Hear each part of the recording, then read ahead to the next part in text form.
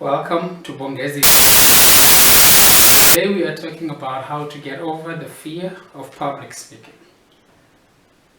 And before we even go on further, let's start off by just touching on what is within the ambit of or within the scope of public speaking that we're speaking about today. If you think about it, public speaking is not just being on a stand in front of an audience next to your pulpit or next to a mic stand or anything of that kind.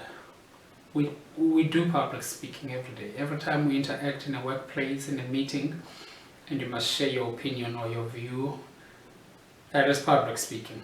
Even at school, where you must raise your hand and then speak or either answer the teacher or the lecturer or whoever is requesting for you to voice something in a public setting, be it with your friends, be it in the midst of your family, be it in the midst of a professional setting. That is all public speaking. And if you think about that and how wide it is and how infiltrated it is into our daily lives, you'll actually realize that this fear of public speaking is something worth getting over. Because once we entertain it and not fight it, it's something that eats at us every time we need to stand up and say something. Forever worried about what are the people going to say. What if I make a mistake? What if they laugh at me? What if it turns out that what I'm going to share does not shatter any parts of the earth? Those kind of things. Then you just resort to just keeping quiet. We'll talk about today the two extremes of being super quiet and being very outspoken, because both of them carry some advantages and disadvantages. And too often, whenever we're looking at these two things, we'll always say don't speak, or only speak when you've got something to say, and those kind of things. But the one thing that we never really consider to that important level is basically personalities, because personalities play a part in terms of how you are to respond to the fear of public speaking. Let's take, for instance, someone who is very quiet versus someone who is very outspoken. Maybe let's just get it over and done with here at the beginning, this particular one. The concept here is basically to say that when you are an extremely quiet individual, you avoid a lot of troubles, right? Because you don't get yourself involved in things that you should not. Whereas on the other hand, when you're an outspoken individual, you tend to say more than you should say, and as such may dig yourself into some troubles that could have been avoided. But if you think about it, once you have come to understand where you kind of lie within this, these two extremes, you get an understanding that how you then approach the challenge of public speaking needs to then be tailored to you, basically. For instance, for someone who is extremely quiet, the things that will work for that individual are very much different for someone who is outspoken. Because the challenges faced by an outspoken somebody is basically having too many things to say, for starters. And you end up taking too much time on any single point. Versus someone who is on the other extreme, where they say the least amount of words for any single thing. There you risk losing the personal touch. You come across as uninterested in whatever you are saying and those kind of things. So it basically comes down to firstly understand the personality that you have as far as public speaking, or as far as your openness to just interacting with people, speaking just on a general basis. Now we're not even talking about a prepared speech and all those kind of things. Once you have come to understand where you lie within those that spectrum, we then now are going back to what was planned to be at the very beginning. If you realize with any challenge in life, the first place to start is basically an acknowledgement. This one we have called admit the existence of the fear. Admitting to that you have some discomfort when it comes to public speaking is probably the best and the most important step, because it alerts you to the existence of something that needs to be changed, right? Someone who is in denial can never take steps to change anything because they are in denial of its existence. So that acknowledgement basically is to say, actually, when it comes to public speaking, I have a challenge. I am either too scared, I'm either too fearful of the eyes that look at me when I do the speaking, or my ideas just disappear the moment I stand up, however brilliant they are. Or you may even say, have you ever noticed that sometimes those ideas that come to you when you're in a meeting at work, and then the more time you take trying to deliberate on them in your head, the person sitting next to you stands up and says the same thing. And then you're thinking, but that was my idea. But because there's a certain level of restraint, perhaps unfair restraint that you place on yourself, you end up losing that opportunity to learn from your own points now. There's a difference, of course, between learning when someone else has said it and you saying it. Because if there's critique that follows that suggestion, it is critique towards you, so you lose a learning opportunity in terms of how do you even handle that as an individual versus just watching someone else handling it, right? So firstly, acknowledge that you've got a problem. That is not a doomsday type of an approach. It's not to say that acknowledge the fact that that particular challenge for you is insurmountable. No. You are basically acknowledging the fact that you have got something that you need to work on. And one of the things that I'd like you to note as well is that across the different spectrums when it comes to public speaking of people that there are, those that are very comfortable and those that are least comfortable. The person who is least comfortable could very well be very good, extremely good at something else, whereas this particular person who may be extremely good at public speaking may very well be so poor in something else. So we've got these trade-offs that we exhibit as individuals, and it's just to understand as well that the fact that you've got an issue with public speaking doesn't make you a bad individual, doesn't make you a useless somebody, right? You've got other areas where you are much stronger at, but now what we're trying to focus on is basically pull this particular one a bit higher than it normally is by default, right? And it's not a process that will happen automatically. You've got 60-year-olds that are still scared of public. The longer I live, the more lives events I see, the better I'll become at it. That acknowledgement draws you to an action. And it's not enough to just acknowledge alone. The other point is basically invite the problem, sit down and have tea with it. Basically there you are having a deeper interrogation with yourself, or on yourself, or about yourself. You're going a bit deeper into what makes you you. Why are you scared of public speaking? There are people who are scared, like I've already mentioned some of the examples. There are people who are scared of public speaking purely from the fact that people will be looking at you. Which, if you think about it, is one of the silliest sort of excuses, if you think about it. Because wherever you are, people are always looking at you. Whether you're at home, people are looking at you. Whether you're on the street, people are looking at you.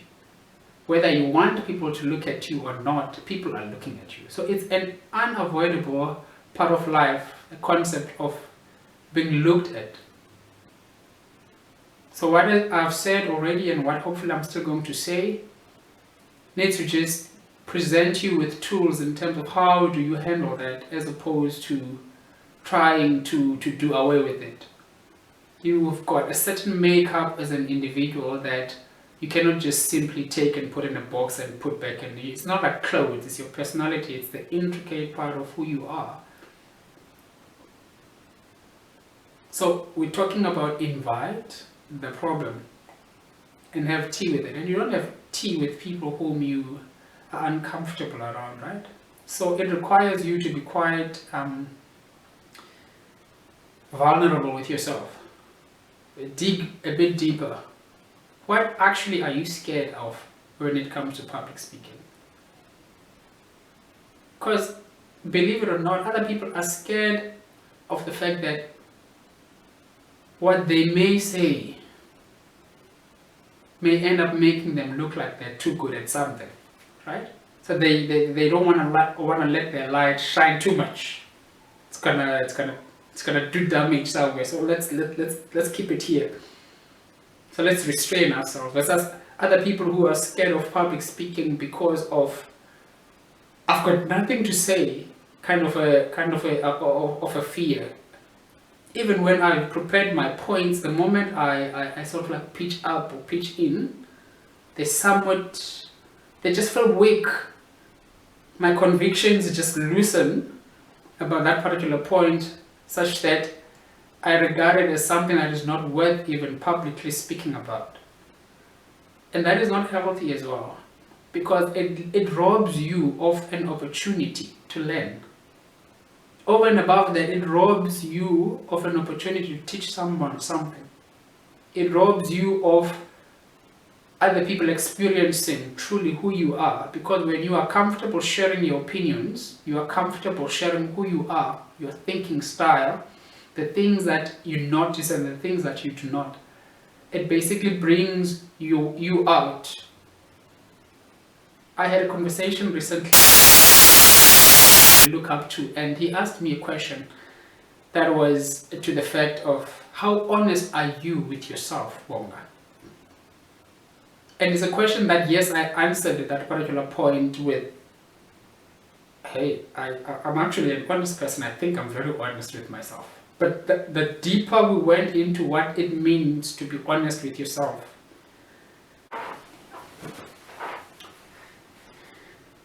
and then the next part that we wanted to talk about is basically put it to the test. You see, when it comes to public speaking, you can learn all the tools about what to say and what not to say. How, like things like removing clutch words like and my, basically, that I use pretty much everywhere. You can learn quite a lot of tools, but for you to master it, you need to put it to the test, right? So when you are with your friends, be willing to share your ideas. It starts there, right? Be willing to be open. Be willing to be honest with yourself and with the people around whom you are. So it speaks to the practical side of things, because that is probably one of the best teachers in life, is the doing it part. Yes, of course, it's important to learn the theory behind it, but what's the point of theory if all it ever remains is just that theory? It needs to be tested, it needs to be put into practice. So, in your friendship circles, say something. When there's a discussion going on, don't be that person who always has no opinion. My friend, you need to sacrifice your ego. And you may think I'm speaking just to guys, I'm speaking even to women here. Be willing to sacrifice your ego as an entertain that you could be wrong. Once you are comfortable with the fact that you could be wrong, then you can learn, right? The skill of public speaking. And even on the public speaking spectrum now of people that are good at public speaking, there's varying degrees as well. There's things that people are so good at that they don't really pay much attention to. Whereas some people, for instance, someone who's on TV is a different public speaker to someone who does live shows. Because when you're on TV, this thing most of the time is pre-recorded, and all you are ever looking at is the camera and the stuff. Whereas, so even though you've got eyes in that instance, right, looking at you, they're not really looking at you. Whereas in a live event, you are first entertaining two things. One is the fact that you've got people that are looking at you, and you need to show that you are looking at them, one. And you also need to keep in mind what you want to say, because it's not enough to look at the people. It's not enough to engage with them in a warm sort of nature. You need to have something to keep their attention onto. So, but basically you need to put it to the test, but it takes certain exposure. One thing you will notice as well when it comes to life in general is the fact that the people that we look at now and we see them as being so brilliant or good in their fields, they didn't just start a year prior to us noticing that they're good. it's a lifetime process of training and exposure. Think of the Williams sisters in tennis. That's a lifetime of playing tennis to a point where you know how to hit a ball and what sort of spin must come from it and from what angle you must hit it for it to give you that particular spin and all those kind of things. It's not even just sport, even from a professional, like, career type of a view. You study some of these things when you're in primary, you graduate to pre-primary, go to high school, you go to varsity, and with each passing year you're going deeper and deeper into that particular field. By the time you come to practice, now you switch from theory to the actual doing part, but even there you graduate from time to time and you get deeper and deeper into any particular field, and as such, by the time people actually stand to notice that you're actually very good, it's something you've been doing all your life. Same with public speaking. It's not something that you want to start today and in a year's time you are the best public speaker ever. No. It's progressive.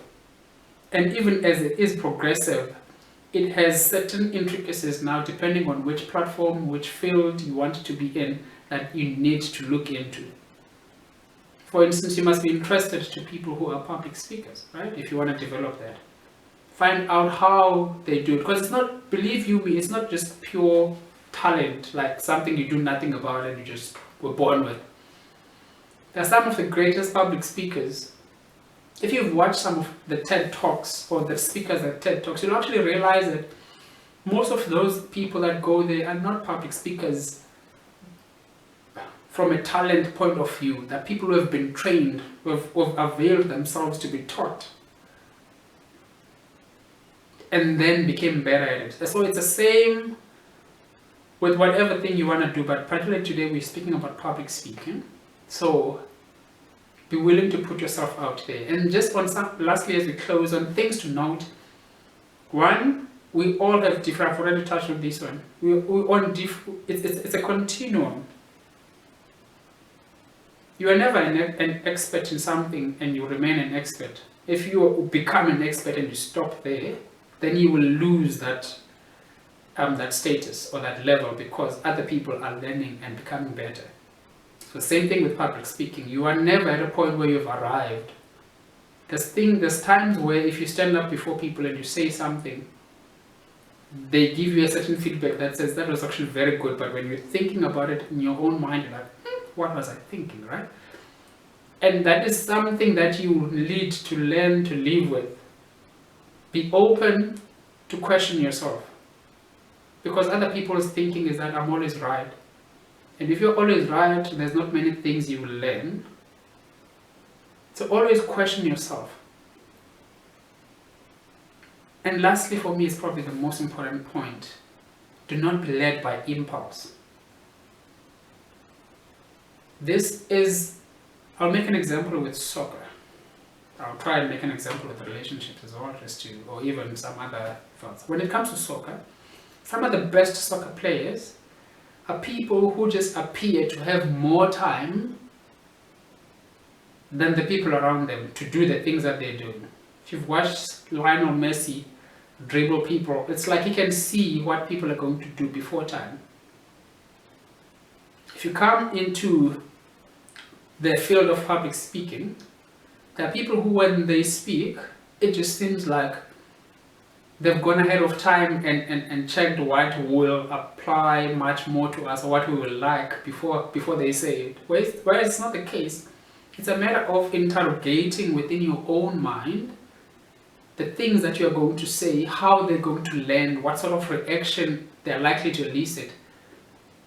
And that happens so quickly within your mind, even as the idea comes. Basically what I'm trying to say is, the idea doesn't just come and you take it out as it is. No.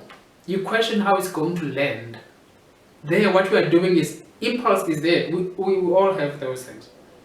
That voice that's always saying, okay, what about this? What about this? Okay, say this, do this, move that. And it's natural. And if you are dominated by that in public speaking, you will say a lot of damaging things. But if you are someone who questions, we spoke about it, right? If you're someone who is open to interrogate your thoughts before you bring them out, chances are much better, you've got much better chances that what you say is likely to land well because you have interrogated a number of what ifs, even in the words that you choose, even though it may seem like it's something that happens automatically. So you leave ahead of impulse.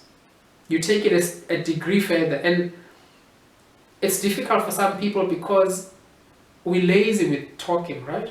We just think and we say whatever's on our minds, and we say things like we are being us, whereas we're being rude sometimes. The idea is live ahead of that initial drop of inspiration. Take it down, take it out and break it down and see how it's going to land, even in class.